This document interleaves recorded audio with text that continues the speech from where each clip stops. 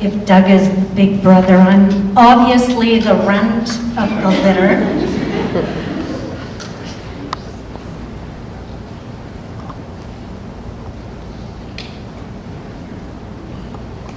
The pecking order is that I came 8 years after Tom was born, and then this is my sister Kim and her twin brother Kelly, and this is baby Sue, sometimes called Boo Boo, but that's maybe another story.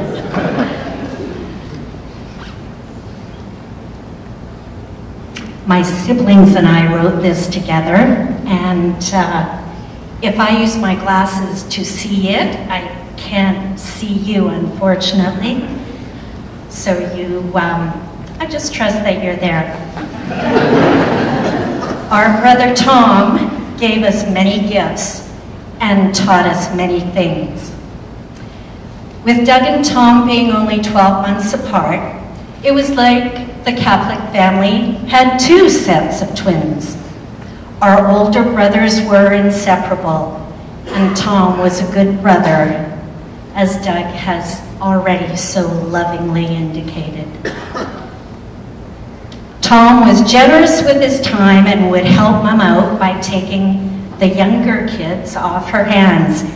He would often take little brother Kelly along with him when he delivered the free press in East Kildonan.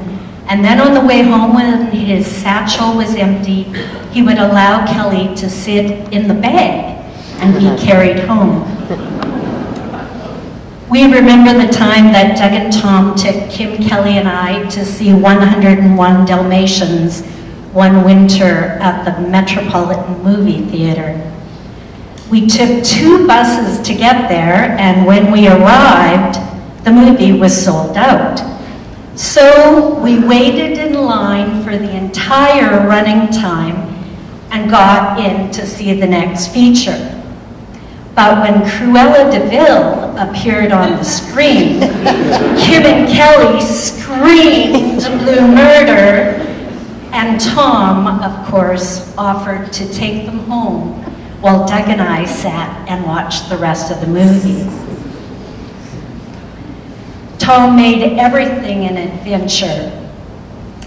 He had a way of making us feel special and loved.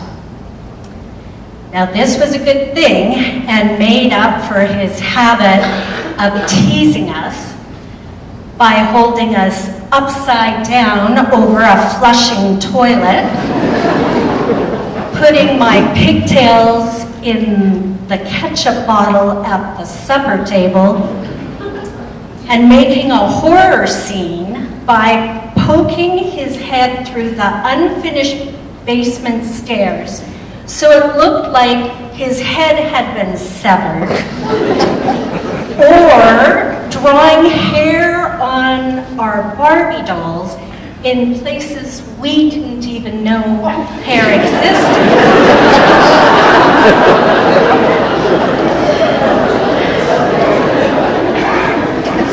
Having an 8 to 15-year gap between us younger siblings, Tom positioned himself to be an example through all the stages of our lives, and he had significant influence on us.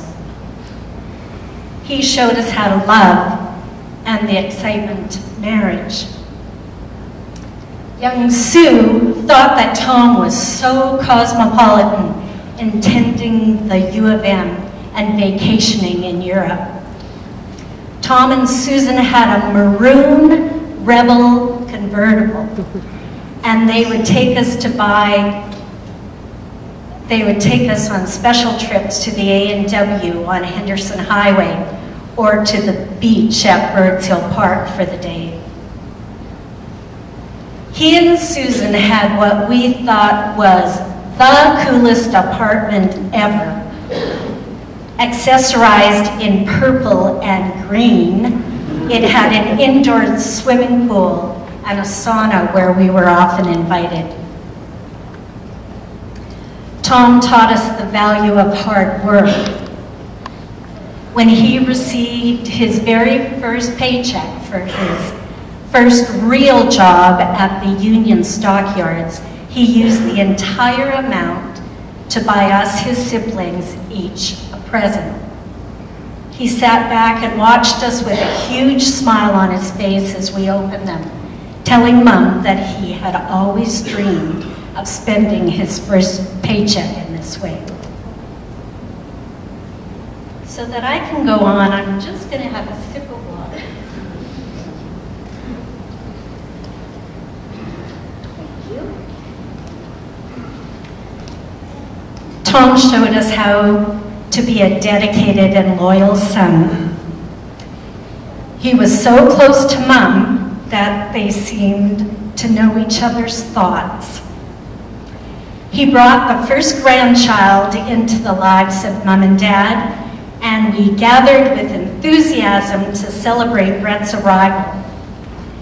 We might have celebrated a little bit too much, as Kim was little and either very hungover the next day or she had the stomach flu. Tom, as you've heard, introduced us to Lester Beach when he and Susan and Judy and Jeff bought what eventually became known as Uncle Tom's Cabin on Pine Road.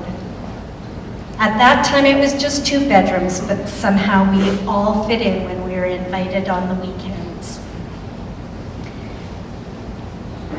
There is a little piece that Doug has already mentioned, so I'm just going to skip a bit and indicate that Tom took great pride in his humble cottage and opened his home like a castle to family and friends. Kim and Michael are currently building what will be the 5th Kathleen Peters cottage at Lester Beach. It's a place that we love dearly. Tom showed us what it was to be a dedicated father.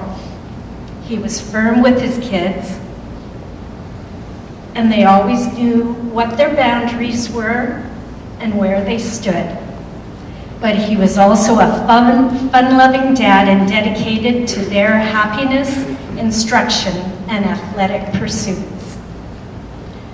Tom taught us how to be a good friend with a generous and loving heart, and how to walk with someone in good times and in bad.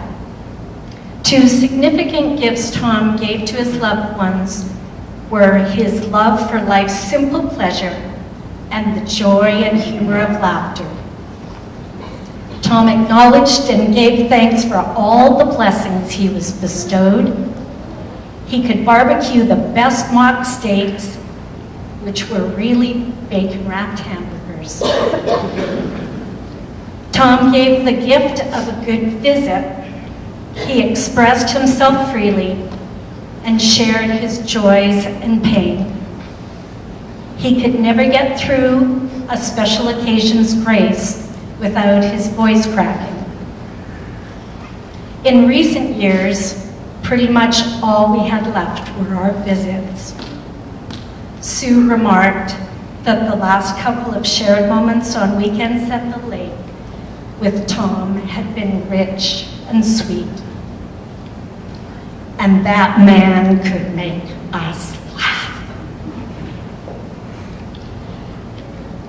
His ability to tell jokes and funny stories brought such hilarity into our gatherings. Our annual gift exchange at Mum's on Christmas morning is a one-line fest. He passed this gift on to his sons and nephews, and our time together is spent within the bond of affection and joy. And Tom also showed us that life was not always fair. It seemed like Tom's bad health news was endless, and it was unthinkable that one man could endure so much with a quiet resignation, a shoulder shrug, and raised hands. Tom's favorite expression was, "God is good and life is good." We have named one of the beach cottages for Tom's pronouncement. His faith and the sense of fulfillment of his journey has marked us forever. We will miss you, brother. Life is good. God is good.